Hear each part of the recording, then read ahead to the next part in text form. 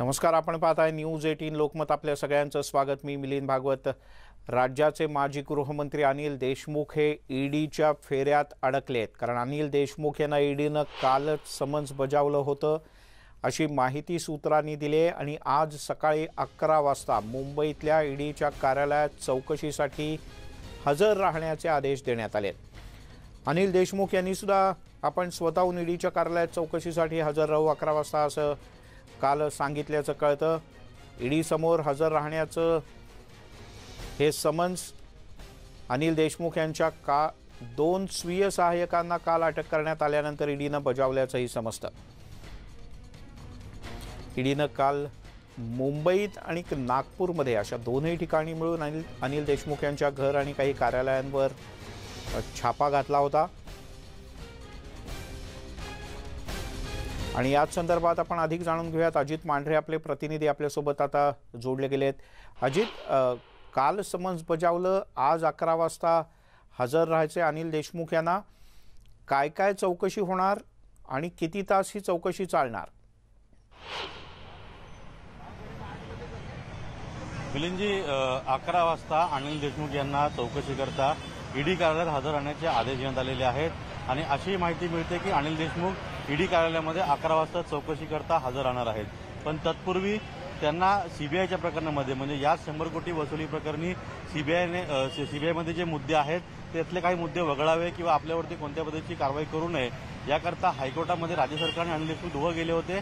त्या संदर्भात सुनावणी आहे, त्यामुळे त्या प्रकरणामध्ये त्यांना तिथं कोर्टाचं अभय आहे, त्यांच्यावर कुठली कारवाई होऊ शकत नाही. पण ईडी प्रकरणामध्ये त्यांना न्यायालयाचं कोणते अभय नाहीये, ते न्यायालयामध्ये गेले नव्हते. पण जर आता ते चौकशीला हजर राहण्यापूर्वी त्यांनी अटकपूर्व जामीन केला तर नक्कीच त्या अटकपूर्व जामिनावर सुनावणी होईपर्यंत अनिल देशमुख यांची हे चौकशीला हजर राहू शकत नाहीत किंवा तोपर्यंत त्यांच्यावर कोणती कारवाई होऊ शकत नाही.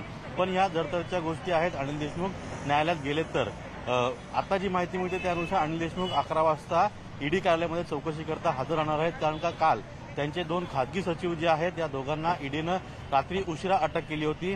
साधारणपणे 1 ते 1:30च्या सुमारामध्ये ईडीनं पत्रकारांना ही माहिती दिली होती की दोन्ही जे पीए आहेत अनिल देशमुख यांचे, त्यांना अटक केलेली आहे. त्यांच्यावरती काय काय गुन्हे दाखल आहेत किंवा त्यांना कोणत्या आरोपाखाली अटक केलेली आहे हे स्पष्टपणे सांगितलेलं नाहीये. मात्र मनी लॉन्ड्रिंग आणि आर्थिक गैरव्यवहार या 2 गुन्ह्यांखाली त्यांना अटक करण्यात आलेली आहे. पैसा जो आहे, पैशांचा हेरफार करणे, त्याच पद्धतीनं पदांचा गैरवापर करणे, अशा विविध गोष्टी ज्या आहेत त्या चौकशीमध्ये समोर आल्या होत्या आणि त्याच अनुषंगे या दोघांवरती रात्री उशिरा गुन्हा दाखल करून त्यांना रात्री 1 ते 1:30च्या सुमारास अटक दाखवण्यात आलेली आहे. तर आता अनिल देशमुख हे ईडी कार्यालयासमोर चौकशीला हजर राहतील का, ते येणार आहेत असं कळतंय. पण जर ते आले तर त्यांची किती काळ चौकशी चालते, त्यांना अटक होईल का किंवा त्यांना ईडी चौकशी करून सोडून देईल का, हे आज दिवसभरात या सगळ्या घडामोडी घडणार आहेत आणि त्यानंतरच त्या गोष्टी स्पष्ट होतील. पण अजित, ही जी सगळी चौकशी आहे ती परमबीर सिंग यांचा जो लेटर बॉम्ब होता त्यामधल्या आरोपांच्या अनुषंगानंच प्राथमिकदृष्ट्या चौकशी होईल? अगदी बरोबर आहे, तोच आरोप आहे. याच आरोपाअंतर्गत ईडीनं ही चौकशी सुरू केलेली आहे. 100 कोटी प्रकरण आहे, त्याच पद्धतीने ईडीच्या अखत्यारीत ही सगळी रक्कम आहे. त्याचबरोबरीनं जेव्हा सीबीआयच्या चौकशीमध्ये काही अशा गोष्टी समोर आल्या की हे पैसे जे आहेत हे परदेशात पाठवले गेलेत, म्हणजे कुठेतरी त्याचं फेमा ॲक्टनुसार जो गुन्हा दाखल होतो किंवा फेमा ॲक्टनुसार जे आरोप लागतात त्यामुळे चौकशीमध्ये कुठे हे समोर आलं होतं की यांनी पैसा जो आहे तो बाहेरही पाठवलेला आहे. त्यामुळे मनी लॉन्ड्रिंग देखील या प्रकरणामध्ये सामील करण्यात आलेलं आहे आणि त्याच गुन्ह्यांतर्गत या दोन्ही खासगी सचिवांना अटक करण्यात आलेली आहे. मग आता हे पैसे त्यांनी कोणाच्या सांगण्यावरून पाठवले होते, कधी पाठवले होते, किती पाठवले होते, हा व्यवहार कधीपासून सुरू आहे, या सगळ्या गोष्टी ज्या त्या चौकशीमध्ये समोर येतील. पण त्याचबरोबरीनं सगळ्यात महत्त्वाचं म्हणजे अनिल देशमुख यांना अटक होईल का फक्त त्यांना चौकशी करून सोडलं जाईल की त्याआधी अनिल देशमुख न्यायालयामध्ये जाऊन अटकपूर्व जामीन अर्ज करतील, त्या गोष्टी देखील महत्त्वाच्या आहेत. बरं, अजित, तू राहाच आपल्यासोबत आता जोडले गेलेत भाजपचे प्रवक्ते आणि आमदार अतुल भातखळकर. अतुल भातखळकरजी, काल आपण बोललो होतो सकाळी साधारण याच वेळेला, ज्या वेळेला ईडीची धाड पडली होती किंवा त्यांनी छापा टाकला होता अनिल देशमुख यांच्या मुंबई आणि नागपुरातल्या घरी, त्यांच्या 2 स्वीय सहाय्यकांना आता अटक करण्यात आली. औपचारिकपणे आज न्यायालयासमोर हजर केलं जाईल. तर आज 11 वाजता अनिल देशमुख हे स्वतः ईडीच्या कार्यालयात हजर राहणार आहेत ईडीनं बजावलेल्या समन्सनुसार. काय वाटतं, काय होईल असं वाटतं आणि काय झालं पाहिजे असं वाटतं? म्हटलं होतं की त्यांना 1-2 दिवसात अटक होणं अपेक्षित आहे आणि त्याप्रमाणे आज त्यांना खरं तर अटक झाली पाहिजे, कारण ईडीकडे भक्कम पुरावे आहेत आणि ईडीने किमान कित्येक कोटी रुपयांचा हवाल्याचा ट्रेल सुद्धा शोधलेला आहे आणि त्याच्यामुळे मला असं वाटतं की त्यांची अटक अटळ आहे. पण तिथपर्यंत ईडीने थांबता कामा नये.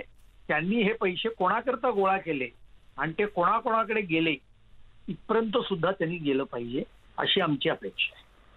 पण अतुलजी, या सगळ्यात जो सत्ताधाऱ्यांचा म्हणजे तुमचे विरोधक आहेत त्यांचा असा प्रश्न नेहमीच असतो की ईडी अटक करणारे हे तुम्हाला आधी कसं कळतं, किंवा इतके सगळे त्यांच्याकडे पुरावे आहेत हे तुम्हाला कसं आधी माहीत असतं? नाही, पहिली गोष्ट असं आहे की आम्हाला माहिती म्हणजे काय, आम्हाला 100% माहिती नाहीये, पहिली गोष्ट.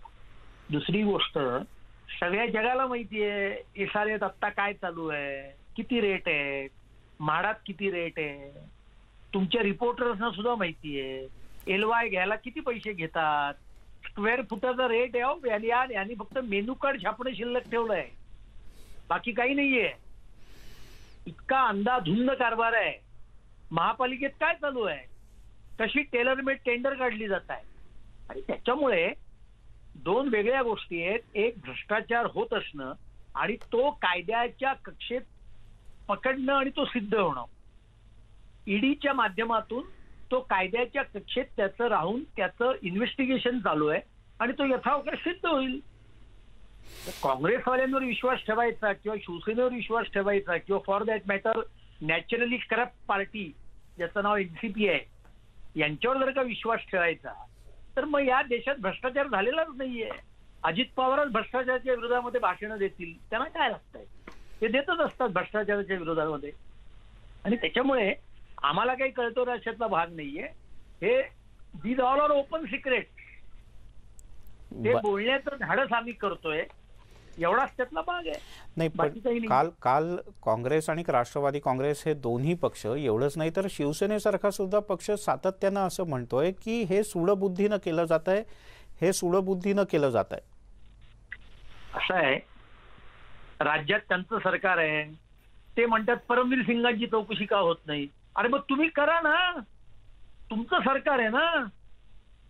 हाच तर 2 पक्षाच्या संस्कृतीमधला मूलभूत फरक आहे. मी कालही आपल्याकडे म्हटलं, त्यांनी काय सांगितलं, भाजपच्या ड्रग कनेक्शनची चौकशी करा. अंमली पदार्थ विरोधी पथक आहे ना राज्य सरकारकडे, जरूर करा. आम्ही असं नाही म्हणत की नको तपास करू नका. त्यांनी सांगितलं आम्ही फोन टॅपिंग झाला आमच्या काळात, त्याची चौकशी करू. आम्ही असं म्हटलं का चौकशी करू नका? आम्ही म्हटलं चौकशी करा, काही प्रॉब्लेम नाही. तुमच्या पोलिसांनीच चौकशी करावी. भाजपच्या आयटी सेलची चौकशी, काय झालं त्या चौकशीचं पुढे? माझा तो उलटा प्रश्न आहे. भाजपच्या आयटी सेलची ते चौकशी करणार होते, आज 2.5 वर्ष झाली, त्याचं काय झालं पुढे? त्यांनी सांगावं. 55 कोटी वृक्ष लागवडीची ते चौकशी करतायत. आम्ही मागणी केली चौकशी करा, समिती नेमा, विशिष्ट कालावधीत समिती नेमा. ही मागणी आम्ही केली, त्यांनी नाही केली आरोप झाल्यानंतर. आणि त्याच्यामुळे भारतीय जनता पार्टीच्या कुठल्याही कार्यकर्त्याची, कुठल्याही नेत्याची, कुठल्याही आमदाराची, कुठल्याही खासदाराची, पण मग तुम्ही मागणी करून काँग्रेस, शिवसेना आणि राष्ट्रवादीचं सरकार चौकशी का नाही करत आहे? ते त्यांना विचारा, मला कसं माहिती. याचं कारण असं आहे, परमवीर सिंगांच्या विरोधात त्यांनी ज्या चौकशांची नाटकं चालू केली आहेत, ती चौकशीची नाटकं अशा करतायत, परमवीर सिंग त्यांच्याबरोबर हँड इन ग्लो होते ना. आणि त्याच्यामुळे परमवीर सिंगने तर यांना सुशांत सिंग केसमध्ये मदत केली, परमवीर सिंगांनी तर यांना अर्णब गोस्वामीच्या प्रकरणात मदत केली त्याला बेकायदेशीर अटक करण्याकरता. आणि परमवीर सिंग जर का एकदा बोलायला लागले तर यांच्या अडचणीत वाढ होईल. त्याच्यामुळे परमवीर सिंगवर फक्त मी मारल्यासारखं करतोय आणि त्याची कुठलीही चौकशी ते करू शकत नाहीये, हा त्याचा खरा अर्थ आहे. बरं अतुलजी, धन्यवाद. तुम्ही न्यूज 18 लोकमतशी सविस्तरपणे बोललात त्याबद्दल.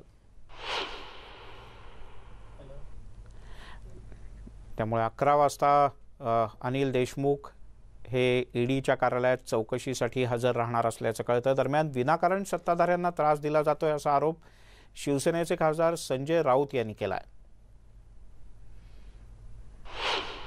देखना पड़ेगा। अभी कल हमने देखा है कि उनके घर पर, उनके कार्यालय पर जो रेड्स हुए हैं, जी कल पवार साहब ने कहा है, ये एक निराशा है कुछ लोगों के मन में, विफलता की एक, उनको जो एक निराशा विफलता से आई है, सरकार नहीं बना पाई।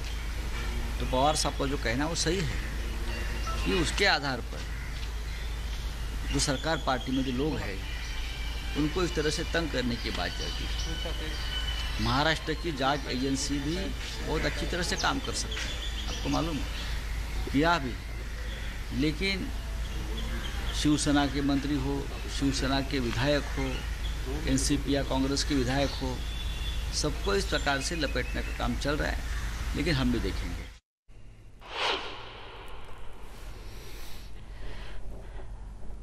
त्यामुळे केंद्रातलं भाजपचं सरकार हे यंत्रणांचा वापर करून एकेकाला या सगळ्यात अडकवण्याचा प्रयत्न करत आहे असा आरोप पुन्हा एकदा महाराष्ट्रातल्या सत्ताधारी अर्थातच शिवसेना, राष्ट्रवादी काँग्रेस आणि काँग्रेस या तीनही पक्षांकडून सातत्यानं केला जातोय। विनाकारण सत्ताधाऱ्यांना त्रास दिला जातोय असा आरोप महाराष्ट्रातले सत्ताधारी केंद्रातल्या सत्ताधाऱ्यांवर करतात। दरम्यान थोड्याच वेळात अनिल देशमुख हे ईडीच्या कार्यालयात चौकशीसाठी पोहोचतील अशी शक्यता आहे। हे मुंबईतलं आपण कार्यालय पाहतो आहोत, प्रवर्तन संचालनालयाचं, आणि याच ईडीच्या कार्यालयात अनिल देशमुख यांना चौकशीसाठी हजर राहण्याचे आदेश देण्यात आले आहेत।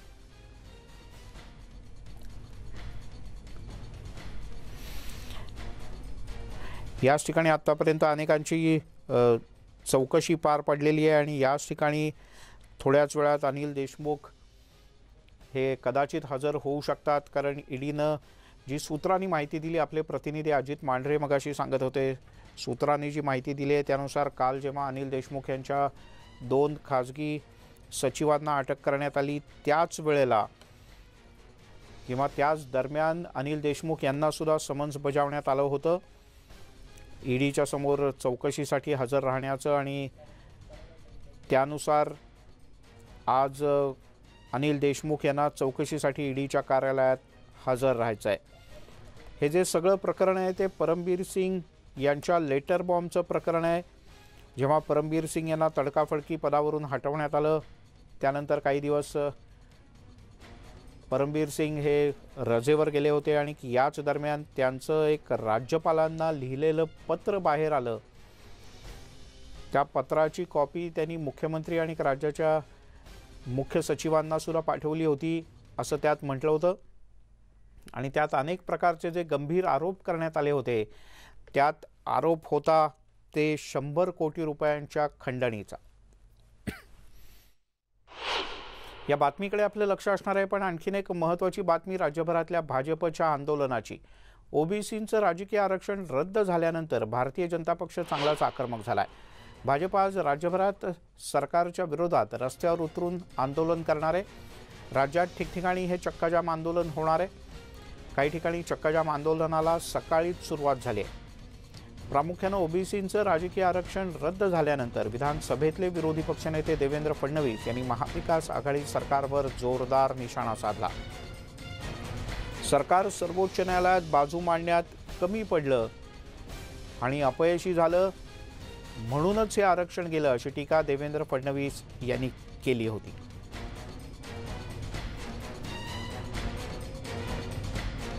आपण पुढच्या काही क्षणांमध्ये महाराष्ट्राच्या वेगवेगळ्या भागातली दृश्य पाहणार आहोत, कारण काही ठिकाणी भाजपचं हे आंदोलन सुरूही झालंय। तर ही लाईव्ह दृश्य आपण पाहतो आहोत ठाण्याची। ठाण्याला भारतीय जनता पक्षाचे कार्यकर्ते मोठ्या प्रमाणात एकत्र आल्याचं आपल्याला दिसतंय।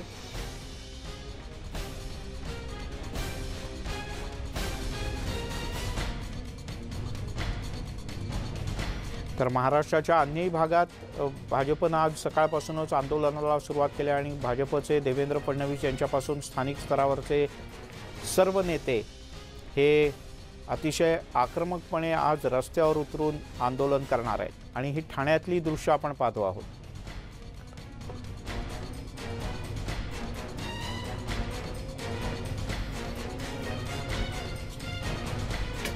ठाण्यातल्या टेंबी नाक्याच्या इथल्या चौकामध्ये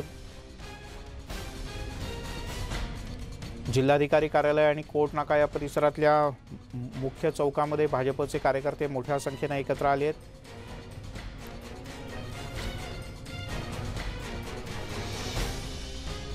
आणि राज्यभरात अशाच पद्धतीने आंदोलन होणार आहे। नागपुरातल्या आंदोलनाचं नेतृत्व स्वतः देवेंद्र फडणवीस करणार आहेत।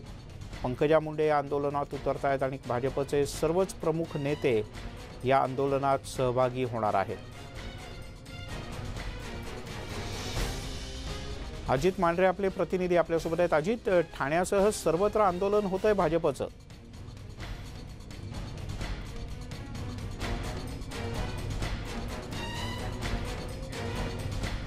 अजित, माझा आवाज पोहोचतोय। ठाण्यामध्ये भाजपचं ओबीसी आरक्षण रद्द होण्याच्या विरोधातलं हे आंदोलन सुरू झालंय। जे आंदोलन सुरू झालेलं आहे ठाण्याच्या मुंबईच्या वेशीवर हे आंदोलन सुरू केलेलं आहे।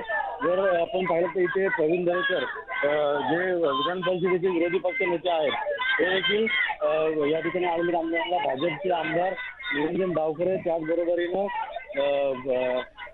भाजपचे आमदार संजय केळकर, ठाणे महानगरपालिकेचे नगरसेवक आणि पदाधिकारी असे सर्व इथे जमलेले आहेत मोठ्या संख्येने।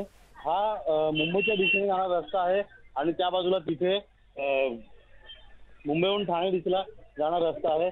दोन्ही बाजूला या ठिकाणी भाजपचे कार्यकर्ते जे आहेत ते मोठ्या संख्येने जमलेले आहेत आणि दोन्ही बाजूवरून रस्ता या ठिकाणी चक्का जाम करण्याचं त्यांचं मानस आहे।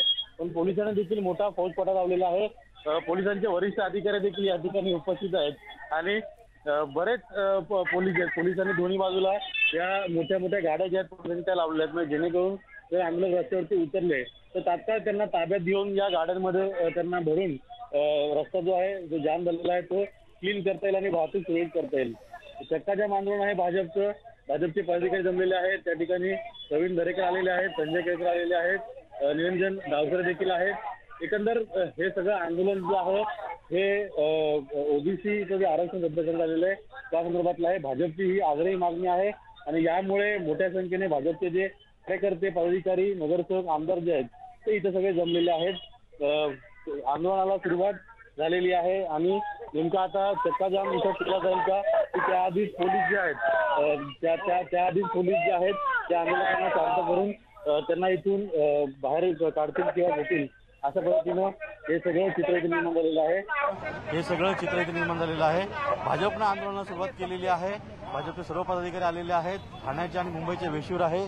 मुंबईला जाणाऱ्या आणि मुंबईहून येणाऱ्या ठाण्यामध्ये अशा दोन्ही रस्ते जे आहेत ते चक्काजाम करण्याचा भाजपचे सगळे पदाधिकारी, नगरसेवक, आमदार यांचा उद्देश आहे। पण पोलीस फाटा देखील मोठ्या संख्येनं आहे। मिलिंदजी,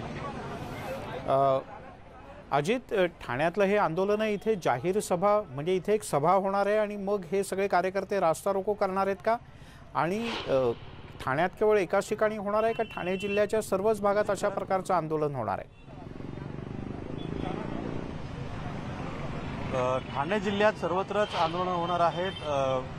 ठाण्यामध्ये या ठिकाणी ठाण्याचे पदाधिकारी आंदोलन करणार आहेत तर कल्याण आणि डोंबिवलीचं मिळून एकाच ठिकाणी जे टाटा पॉवर हाऊस जे आहे पिसोली नाक्यावरती त्या ठिकाणी भाजपचे आमदार रवींद्र चव्हाण, भाजपचे आमदार गणपत गायकवाड, इतर भाजपचे पदाधिकारी, नगरसेवक सगळे मिळून त्या ठिकाणी आंदोलन करणार आहेत। तर अनेक ठिकाणी जसं किसन कथोरे असतील किंवा कपिल पाटील असतील ते यांच्या मतदारसंघांमध्ये आंदोलन करणार आहेत। त्यामुळे पूर्णतः या ठाणे जिल्ह्यामध्ये भाजपचं आज आक्रमक आंदोलन आहे।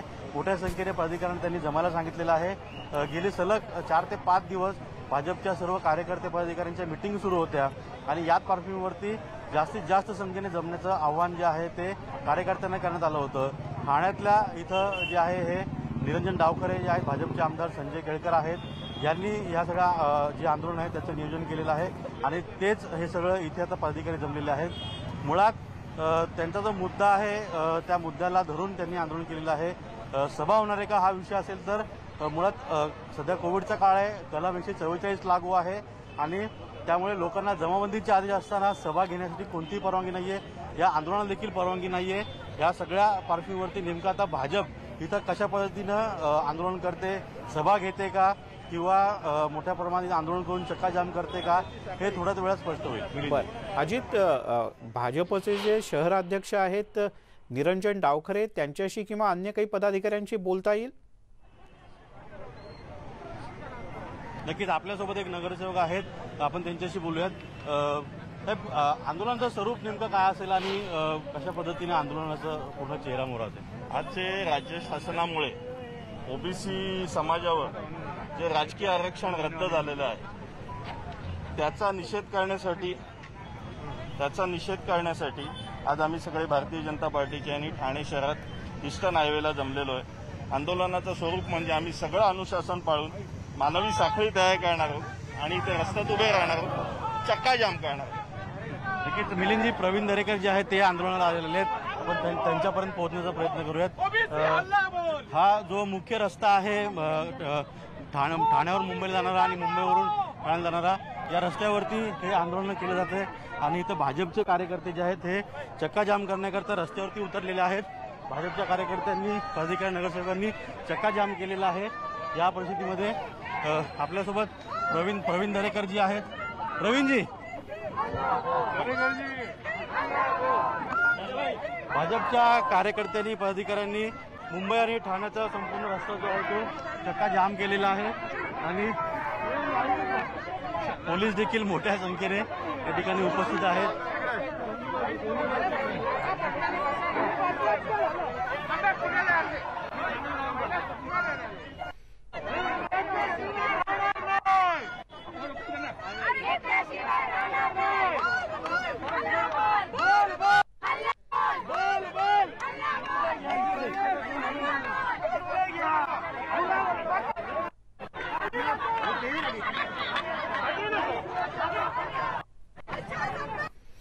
आपण ही थेट दृश्य पाहतो आहोत, लाईव्ह दृश्य पाहतो आहोत। ठाण्याच्या कोपरी परिसरात मुंबईकडे जाणाऱ्या मार्गावर भाजपच्या ठाण्याच्या कार्यकर्त्यांनी आंदोलन केलंय। आधी हे कार्यकर्ते साखळी करून बाजूला उभे होते, पण विधान परिषदेतले विरोधी पक्षनेते प्रवीण दरेकर इथे पोहोचले। शहराचे अध्यक्ष निरंजन डावखरे आहेत आणि भाजपचे अन्य पदाधिकारी आणि कार्यकर्ते इथे मोठ्या संख्येने उपस्थित आहेत आणि हे सगळेजण आता रस्त्यावर उतरलेत आणि रस्त्यावर त्यांनी मुंबईच्या दिशेनं जाणारी वाहतूक अडवण्याचा प्रयत्न केलेला आहे।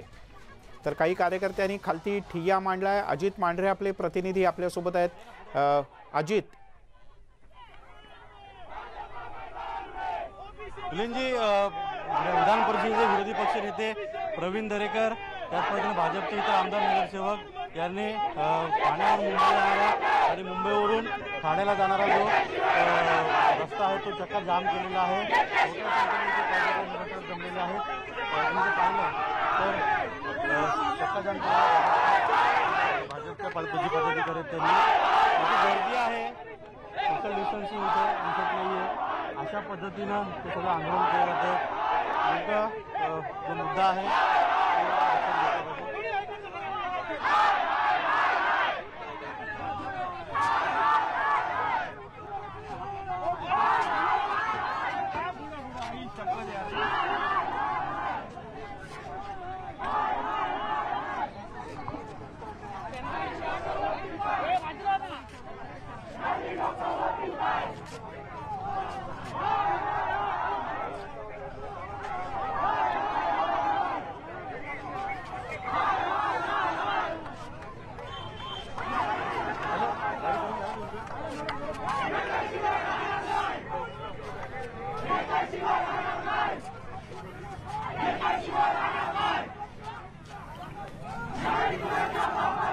त्यामुळे ठाण्यात हे आंदोलन सुरू आहे। महाराष्ट्राच्या वेगवेगळ्या भागात याच पद्धतीचं, प्रत्येक जिल्ह्यात या पद्धतीचं आंदोलन हे भाजपतर्फे केलं जाणार आहे। आपण एक छोटासा ब्रेक घेऊया, याच बातमीवर कायम राहणार आहोत। पाहत राहा न्यूज 18 लोकमत।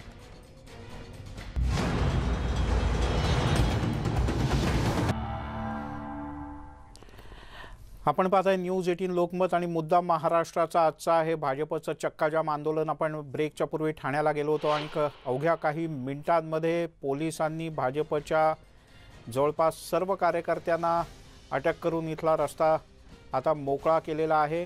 अजित मांढरे आपले प्रतिनिधी आहेत। अजित,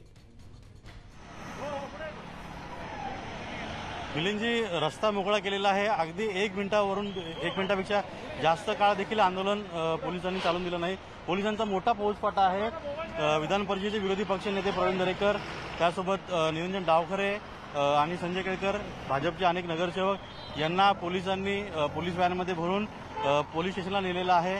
आंदोलन जास्त काळ चालू दिलं नाही, मात्र या आंदोलनामुळे काही काळ वाहतूक कोंडी झाली होती, ती आता थोड्याफार प्रमाणात सुरळीत झालेली आहे।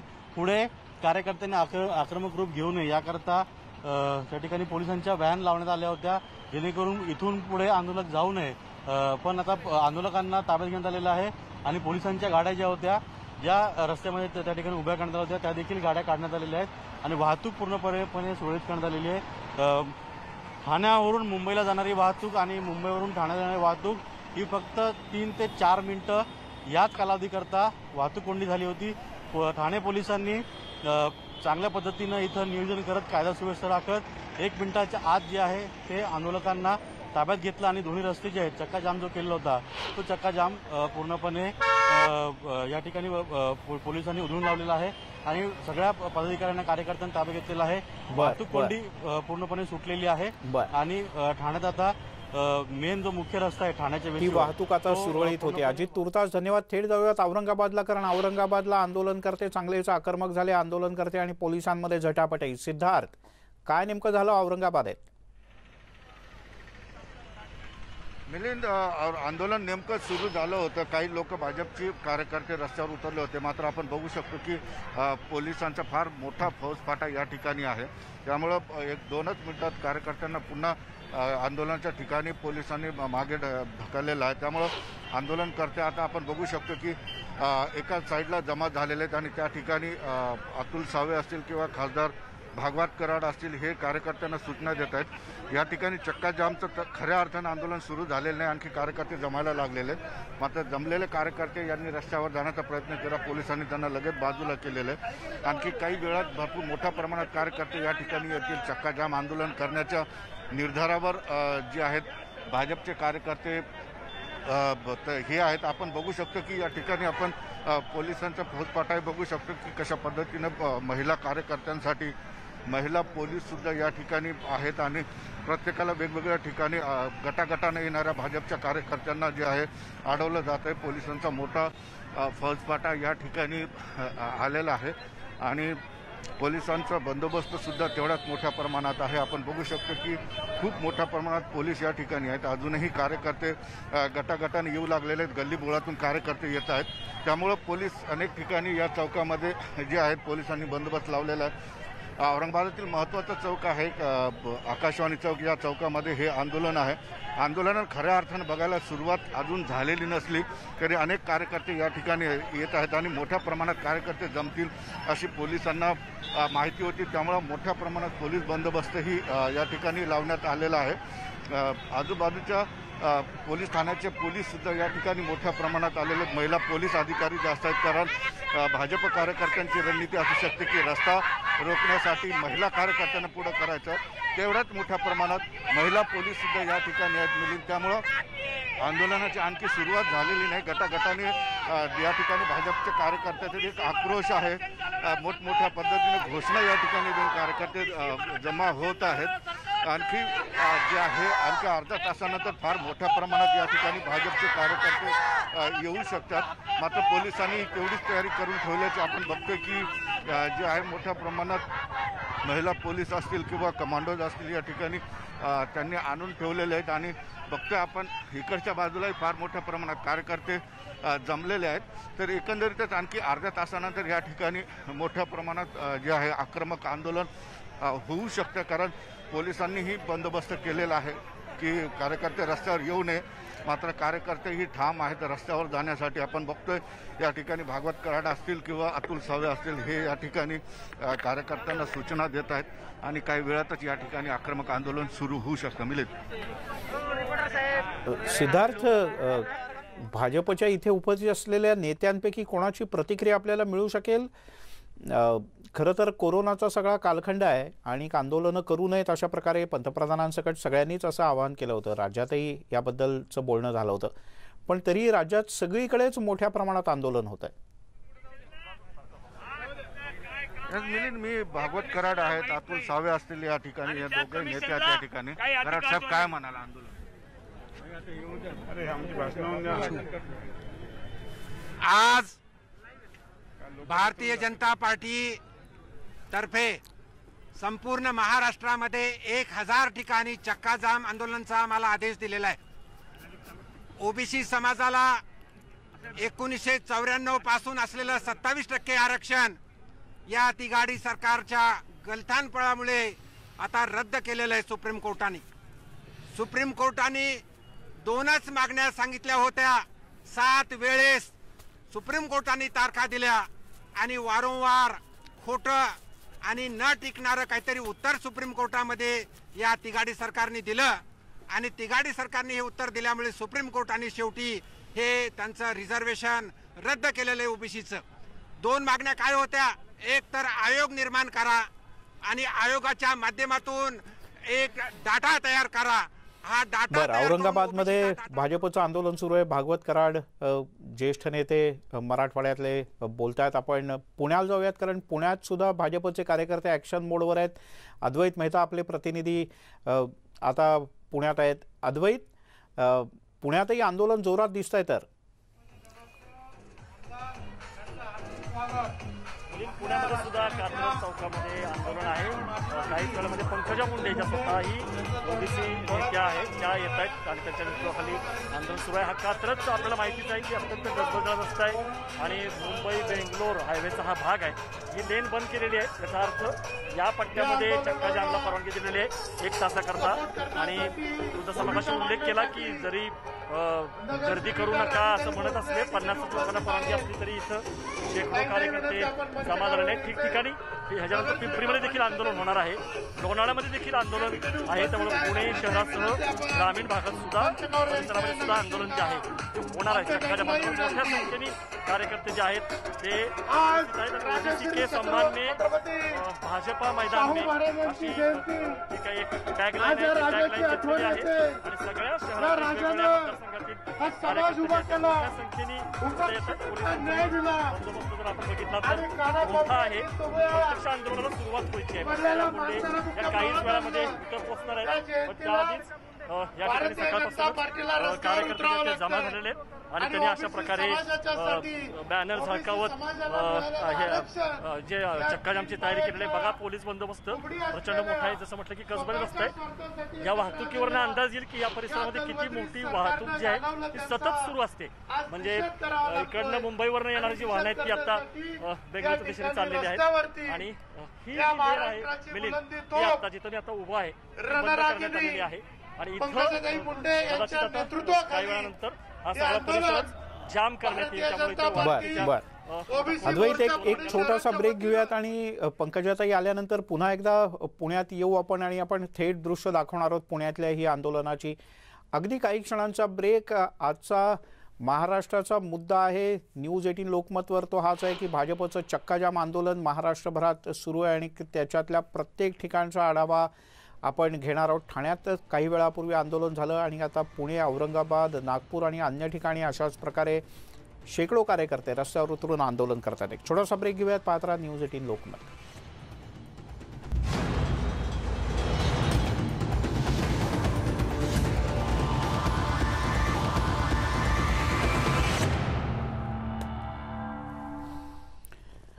आपण पाहताय न्यूज 18 लोकमत आणि भाजपचं आंदोलन सुरू आहे ते आम्ही तुम्हाला दाखवणार आहोत. पण राज्यात चक्काजाम आंदोलन जे होतंय त्यात पंढरपुरात सुद्धा आंदोलन सकाळीच सुरू झालंय. ओबीसींच्या राजकीय आरक्षणासाठी अनोख्या पद्धतीनं आंदोलन पंढरपुरात करण्यात आलं. वाद्य आणि नृत्य करत पंढरपुरात शेकडो कार्यकर्ते रस्त्यावर उतरले होते.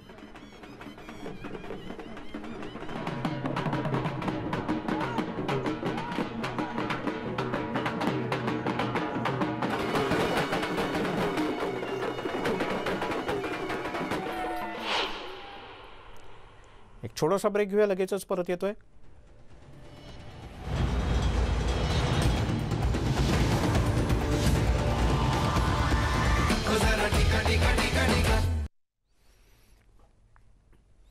आपण पाहताय न्यूज 18 लोकमत। भारतामध्ये कोरोनामुळे सर्वाधिक मृत्यू पंजाबमध्ये होत आहे। पंजाबमध्ये कोरोनाचा मृत्यूदर हा 2.7% इतका आहे। लसीकरणाच्या बद्दल जनजागृतीची कमी आणि कोरोना नियमांच्याकडे केलेलं दुर्लक्ष यामुळे पंजाबमध्ये मृतांची संख्या जास्त असल्याचं डॉक्टरांचं म्हणणं आहे। त्यामुळे नेटवर्क 18 आणि फेडरल बँकेच्या उपक्रमांतर्गत संजीवनी जिंदगी की खुराक या माध्यमातून लसीकरण अभियानाला सुरुवात झाली। सध्या पंजाबमध्ये अपोलोच्या माध्यमातून मोठ्या प्रमाणात लसीकरण अभियान सुरू आहे।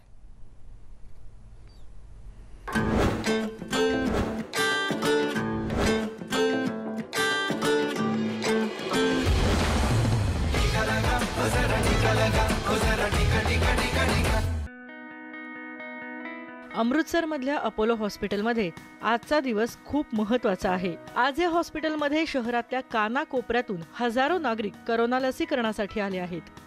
अपोलो हॉस्पिटल में मैंने अपने आप की वैक्सीन लगवाई है end this is the best decision I have taken for my self. यहाँ का जो एक्सपीरियंस है स्टाफ का, they are so helpful and they are so educated, so what ever the questions end queries I had, they have answered everything. I am very much satisfied. कोरोनाच्या दुसऱ्या लाटेनंतर रुग्णसंख्या कमी होतीये। पंजाबमध्ये लसीकरणाबाबत जनजागृतीचा अभाव आणि कोरोना नियमांकडे केलेलं दुर्लक्ष यामुळे रुग्णांच्या संख्येत वाढ झाली होती आणि कोरोना मृतांची संख्याही वाढली होती, असं मत अपोलोच्या आरोग्य तज्ञांनी व्यक्त केलंय। अवेयरनेस लोगों को है in urban areas, people are aware कि ये कोविड जो डिजीज़ है कंटेजियस डिजीज़ है, इन्फेक्शियस डिजीज़ है, बट वो एक एटीट्यूड होता है, ह्यूमन एटीट्यूड होता है कि वो जब थोड़ा सा वेव कम होगी तो पीपल वर रिलैक्स्ड और उन्होंने वो कोविड अप्रोप्रिएट बिहेवियर फॉलो करना कम कर दिया। लसीकरणाची मोहीम सुरू झाली ही चांगली गोष्ट आहे, पण अजूनही पंजाबमध्ये लसीकरण धीम्या गतीनं होतंय। पंजाबमध्ये आतापर्यंत फक्त 2.7% नागरिकांनीच लसीचे 2ही डोस घेतलेत। देश पातळीवर हा दर 3.7% आहे। अगर हम हिस्ट्री को देखें तो जितनी भी बीमारियां वायरस से हुई हैं वो सारी कहीं ना कहीं वैक्सीन देने के बाद ही ख़त्म हुई हैं। Because right from the birth जब बेबी पैदा होता है तभी वैक्सीन लगनी शुरू हो जाती हैं एंड वी आर हेयर इस एज तक पहुँचे हैं बिकॉज हमने कई तरह की वैक्सीनेशंस बचपन में ली हैं। वो एक्सेप्टेंस आई है। कितनी महामारी पैंडेमिक्स आगे भी आई हैं जो भी सिर्फ वैक्सीन से ही ख़त्म हुई हैं, तो इसलिए वैक्सीन का तो बहुत बड़ा रोल है।